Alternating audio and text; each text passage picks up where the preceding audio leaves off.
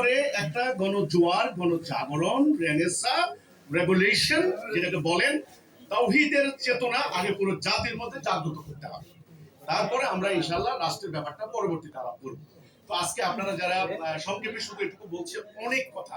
আমার দুই পাশে তো দুইজন মানে ইসলামের আলেম বসে আছেন, সুতরাং আলেম। আমি আজকে এখানে আলেমদের দেখছি, আমাদের এই সমাবেশ আলেমদের সমাবেশ, এত সুন্দর জ্ঞান গর্ব আলোচনা। তো কাজেই পরে একদিন আমরা ইনশাল্লাহ বিস্তারিত কথা বলবো, আপনাদের কথা শুনবো। আর এখানে কিছু কিছু কথা আসছে, এই কথাগুলি পরবর্তীতে আমরা এডিটিং প্যানেলে বসে আমরা ঠিক করে আপনাদেরকে দেখাবো, তারপরে মিডিয়াতে প্রচার করবো। কি বলেন? তো সবাইকে ধন্যবাদ। আমরা সর্বশেষ যেটা বলতে চাই, আসুন উগ্রবাদের বিরুদ্ধে, সাম্প্রদায়িকতার বিরুদ্ধে, মব সন্ত্রাসের বিরুদ্ধে, ধর্মান্ধতার বিরুদ্ধে আমরা একটা গণজোয়ার সৃষ্টি করি, গণজাগরণ সৃষ্টি করি, ইসলামের প্রকৃত আদর্শ তুলে ধরার মধ্য দিয়ে এই জাতিকে, এই দেশকে, এই সমাজকে আমরা সাম্রাজ্যবাদী আগ্রাসন থেকে আমরা সেভ করি, আমাদের প্রিয় জন্মভূমি বাংলার মাটিকে আমরা নিরাপদ করি।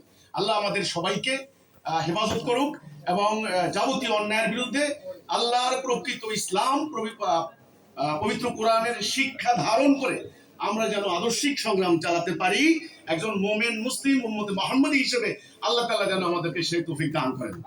সবাইকে আল্লাহ হাফেজ, আসসালামু আলাইকুম ওয়া রাহমাতুল্লাহি ওয়া বারাকাতুহু।